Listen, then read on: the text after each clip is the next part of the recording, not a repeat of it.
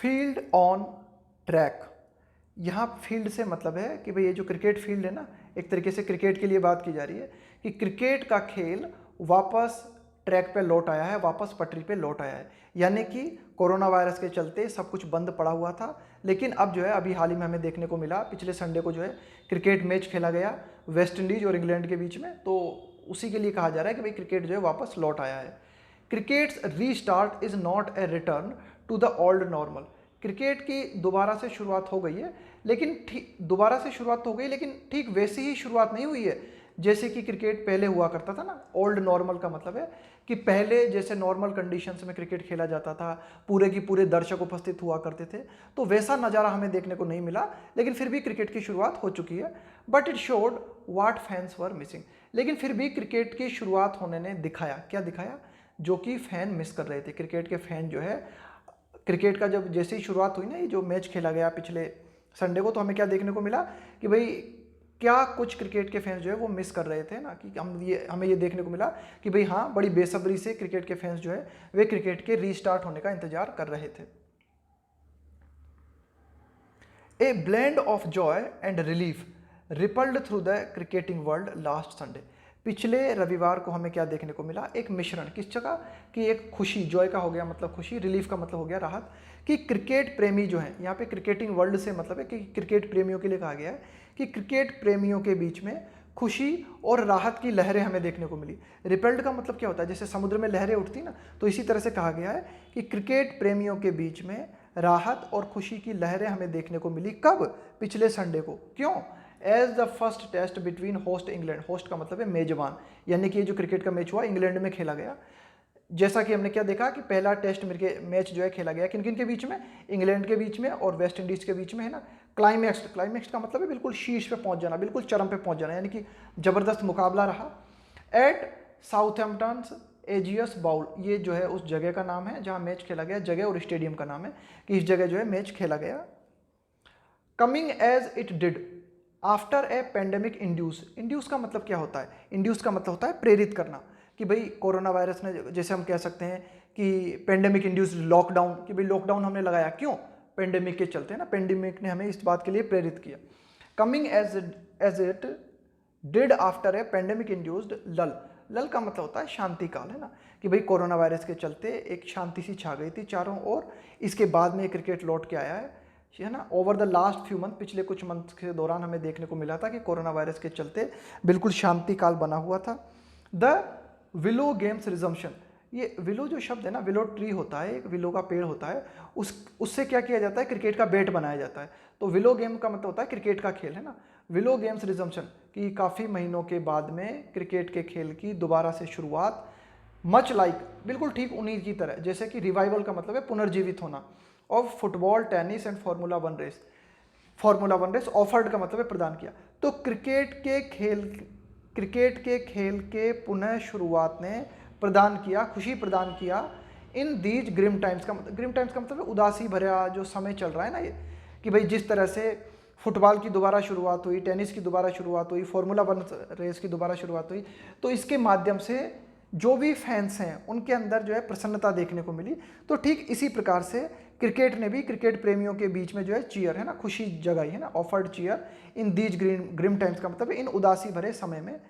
Wilting का मतलब है कमजोर पड़ना, under the global March of the corona virus, कि भाई ये समय जो है मतलब बड़ा ही उदासी भरा चल रहा है, बड़ा ही खराब समय चल रहा है, ये कमजोर पड़ता जा रहा है ना। विल्ट का मतलब है कमजोर पड़ना, अंडर द ग्लोबल मार्च, वैश्विक रूप से, मार्च का मतलब है आगे बढ़ना, कदम ताल, ऑफ द कोरोना वायरस, कि कोरोना वायरस लगातार जो है बढ़ रहा है आगे, और पूरे तरफ अगर हम देखें तो समय जो है मतलब एक तरीके से उदासी का समय है। लोग बाग, आप यूं कह सकते हो कि भाई पूरी परिस्थितियां जो है कमज़ोर पड़ती नज़र आ रही हैं। तो ऐसे में इस क्रिकेट के खेल ने दोबारा शुरुआत होने ने जो है ना एक प्रसन्नता प्रदान की। आगे देखते हैं। With the previous breaks having occurred का मतलब है कि भाई ऐसा हो चुका है during last centuries 2 world wars, पिछली शताब्दी के ये जो 2 विश्व युद्ध हुए उन दौरान भी क्रिकेट जो है थोड़ी देर के लिए रुक गया था, बंद हो गया था।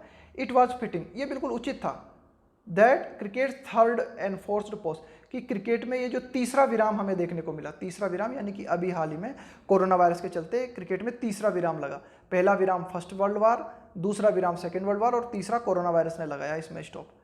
तो ये बिल्कुल उचित था कि इन तीन, ये जो तीसरा, इन्फोर्स का मतलब है जबरदस्ती लागू करना, थोपना किसी चीज़ को, पॉज का मतलब है विराम, कंक्लूडेड का मतलब है एकदम सार, है ना, निष्कर्ष।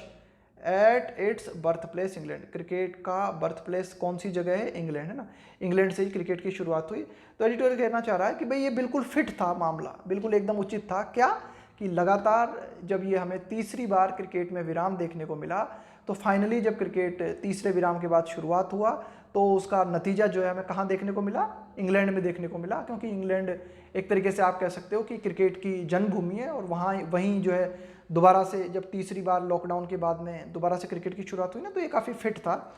And to make it doubly sweet, and to make it doubly sweet, और मज़ा दोहरा हो गया। डबल स्वीट का मतलब क्या है कि पहले तो मिठाई और मीठा हो गया मामला, यानी कि मज़ा और भी दुगना हो गया जब the man of swagger from the Caribbean island, अब ये देखो क्या कहा गया है, the man of swagger from the Caribbean island. तो ये कैरिबियन आइलैंड के लोग कौन है? ये कहा गया है वेस्ट इंडीज की टीम के लिए कहा गया है। ये स्नैच का मतलब है छीन लिया। ए 4 विकेट विक्ट्री, यानी कि वेस्ट इंडीज की टीम ने इंग्लैंड के ऊपर 4 विकेट से जीत दर्ज की, तो मज़ा और भी जो है दुगना हो गया है। आगे देखते हैं। द क्लैश, ये जो फाइट हमें देखने को मिली है ना, हैड ऑल द हॉलमार्क्स का मतलब है निशान, यानी कि ये एक तरीके से ये जो मुकाबला इंग्लैंड और वेस्ट इंडीज के बीच में जो हुआ, इस मुकाबले में सारे के सारे निशान सम्मिलित है। किस बात के? Of the slow burn. क्या मतलब होता है स्लो बर्न का?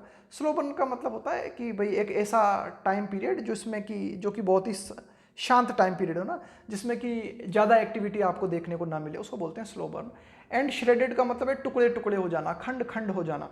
श्रेडेड नर्व्स का मतलब वही होता है कि भाई लोग बाग जो है बिल्कुल थके हुए थे, टुकड़े टुकड़े हालत में थे, टूटे हुए थे। स्लो बर्न का मतलब है शांति का काल था, है ना। And cricket couldn't have asked for a more surreal comeback, और क्रिकेट इससे ज़्यादा कुछ उम्मीद भी नहीं कर सकता था। एडिटोरियल ये कहना चाह रहा है कि ये जो मुकाबला हमें देखने को मिला, इस मुकाबले में हमें नज़र आया, क्या नज़र आया कि बड़ा ही शांति का पीरियड था, लोग बाग टूटे टूटे से नज़र आए। लेकिन एडिटोरियल कहना चाह रहा है कि भाई पेंडेमिक का दौर चल रहा है, क्रिकेट इससे ज़्यादा कुछ और आशा कर भी नहीं सकता था। क्रिकेट कुडंट हैव आस्क्ड, इससे ज़्यादा और कुछ कर भी नहीं सकता था, पूछ भी नहीं सकता था, for a more surreal, real का मतलब होता है वास्तविक और सररियल का मतलब होता है अवास्तविक, कमबैक। कमबैक का मतलब होता है पुनः वापसी, यानी कि क्रिकेट की पुनः वापसी इससे बेहतर हो भी नहीं सकती थी। स्पेशली एज द खास करके एज द सोलेम, सोलेम का मतलब होता है गंभीर, बैकड्रॉप का मतलब है पृष्ठभूमि, फीचर्ड का मतलब है दिखाना किसी चीज़ को। The black lives featured the black lives matter movement, black lives matter movement. अब देखो अभी हाल ही में क्या देखने को मिला था, अमेरिका में पुलिस के द्वारा एक अफ्रीकी अमेरिकी की हत्या कर दी गई थी, या आप जो भी कह सकते हो कि भाई उसकी हत्या हो गई थी या उसका वो मर गया था वो व्यक्ति। तो उसके बाद में क्या हुआ था कि नस्ल भेद से लेकर आंदोलन, नस्ल भेद से संबंधित आंदोलन शुरू हो गए थे। पहले अमेरिका में शुरू हुए, बाद में जो है ब्रिटेन में भी इनकी लहर फैल गई थी। तो ये एडिटोरियल कहना चाह रहा है कि भाई पृष्ठभूमि इसकी बनी हुई थी, किसकी? कि ये जो आंदोलन चल रहा था ना, ब्लैक लाइव्स मैटर मूवमेंट, तो इसकी पृष्ठभूमि बनी हुई थी। और इसके अलावा कोरोना वायरस का भी जो है प्रकोप था। तो इन सब के चलते आप इससे ज़्यादा उम्मीद कर भी नहीं सकते थे, ज़्यादा धूम धड़ाके की आप जो है उम्मीद कर भी नहीं सकते थे। West Indian pace legend Michael Holding रंग, वेस्ट इंडीज के जो रफ्तार के, आप ये कह सकते हो कि जो एक तरीके से लीजेंड का मतलब एक मिसाल है ना, एक बहुत ही उत्कृष्ट उदाहरण जो है ना, तो माइकल होल्डिंग के लिए कहा जा रहा है। वेस्ट इंडीज के ये जो है खिलाड़ी हैं, रंग हर्ट्स, इन्होंने जो है लोगों के दिल निचोड़ लिए, यानी कि लोगों को बहुत गहरे तक प्रभावित किया। रंग का मतलब है निचोड़ना। विद ए स्पीच, उन्होंने एक speech the on sky sports, ये एक चैनल का नाम है। तो स्काई स्पोर्ट्स पर जब माइकल होल्डिंग ने स्पीच दी तो उस स्पीच ने लोगों के दिलों को छू लिया, है ना, उन्होंने जो है लोगों के दिलों को निचोड़ लिया। That held a mirror, Michael holding की स्पीच ने लोगों को आईना दिखा दिया, है ना। होल्ड ए मिरर का मतलब है आईना दिखा देना। To racism sordid history, sordid का मतलब है घिनौनी, है ना, बहुत ही गंदी, कि भाई रेसिज्म, कि भाई नस्ल भेद से जुड़ी हुई जो घिनौनी हिस्ट्री है उसको, उस हिस्ट्री को जो है ना उन्होंने एक आईने के रूप में लोगों को दिखा दिया जब उन्होंने स्काई स्पोर्ट्स पर अपना भाषण दिया। आगे देखते हैं। दैट जेसन होल्डर्स मैन, अब देखो यहाँ पे जेसन होल्डर कौन है, दैट जेसन होल्डर्स मैन, यहाँ पे जेसन होल्डर है कप्तान किसके, वेस्ट इंडीज टीम के।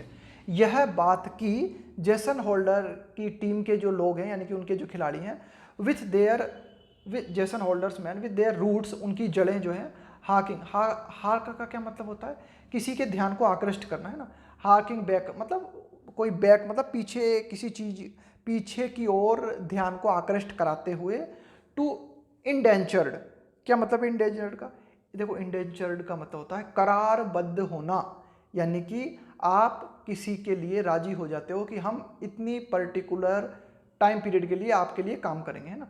तो indentured African and Indian labourers, तो देखो क्या हुआ कि इस बात की ओर ध्यान खींचा गया, इस बात की ओर जो है ध्यान आकर्षित कराया गया, किस बात की ओर ध्यान आकर्षित कराया गया कि पहले जब अफ्रीकन और इंडियन लोग जो है शुगर केन में, गन्ना मिलों में जो है काम किया करते थे, किन लोगों के लिए काम किया करते थे, अंग्रेजों के लिए, है ना, इस बात की ओर ध्यान दिलाया गया। तो that Jason Holder's men could stun their former colonial masters, तो अब देखो एडिटोरियल क्या कहना चाह रहा है, यहाँ पे ये लिखा हुआ है कि भाई देखो जेसन होल्डर के आदमियों ने क्या किया कि एक तरीके से हरा दिया, किनको, इन ब्रिटिश लोगों को, एक तरीके से इंग्लैंड को जो है हरा दिया।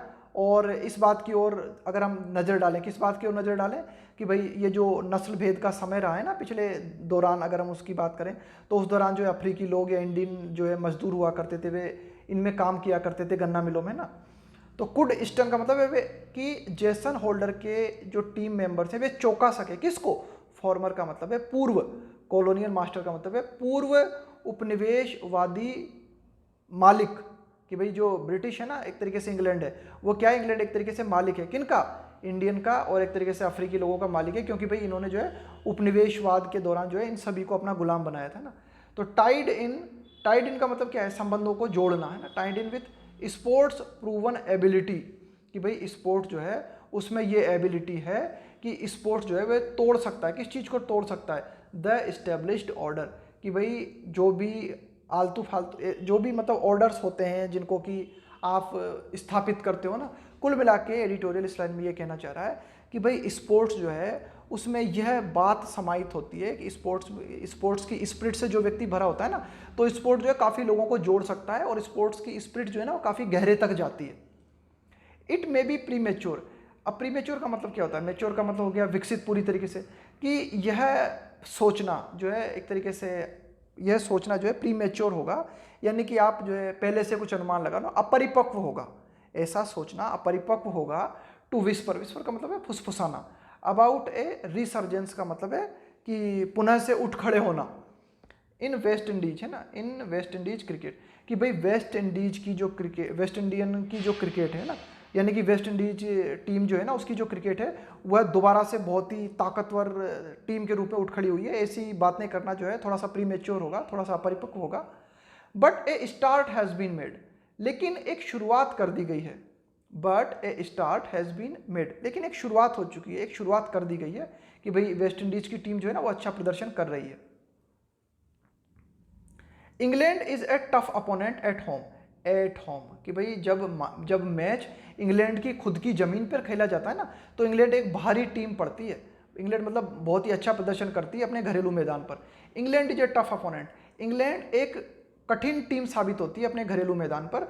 एंड द नेक्स्ट 2 टेस्ट, और अगले जो 2 टेस्ट मैच खेले जाने हैं मैनचेस्टर सिटी में, विल ऑफर, ये दिखाएंगे, ये प्रदर्शित करेंगे, एन इंट्रीग्यूइंग, है ना, इंट्रीग्यूइंग का मतलब है दिलचस्प, मिक्स, है ना, एन इंट्रीग्यूइंग मिक्स, वाइल, कि भाई ये बहुत ही दिलचस्प और बहुत ही रोचक मुकाबला, आगे जो 2 मैच होने हैं ना मैनचेस्टर में, तो वो बड़े ही दिलचस्प मुकाबले होंगे।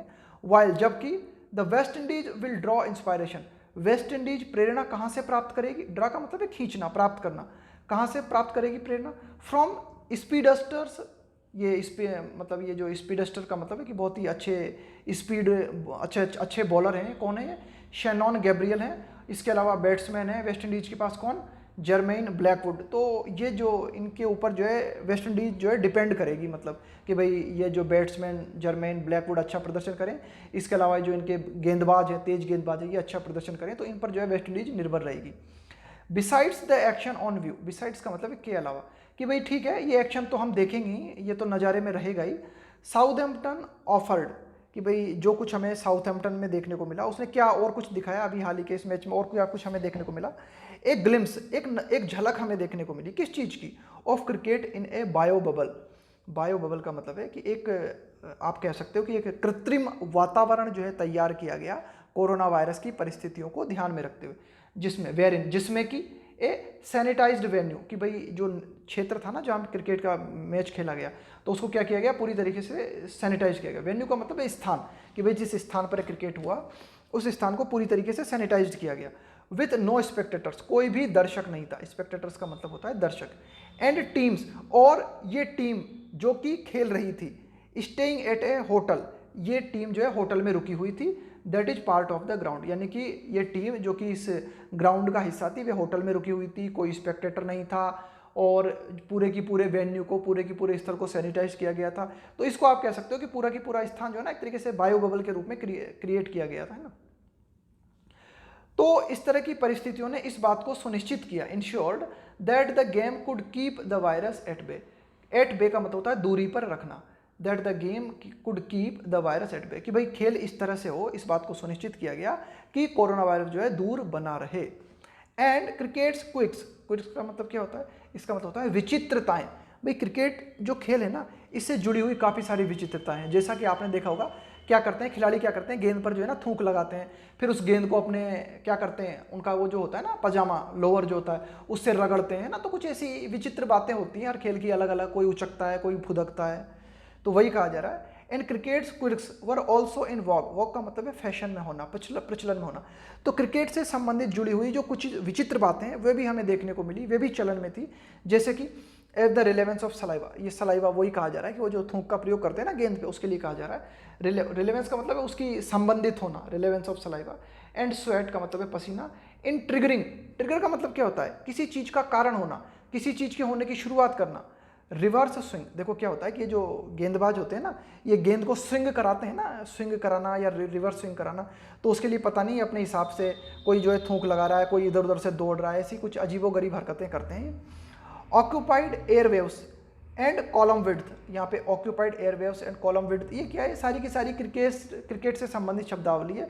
कि भाई ये जो क्रिकेट एयरवेव्स का मतलब है जो क्रिकेट का जो प्रसारण जो किया जा रहा है ना, जिन सिग्नल्स है ना, तो जो किया जाता है, इसके अलावा कॉलम विड्थ, क्रिकेट से जुड़ी हुई सारी शब्दावली है।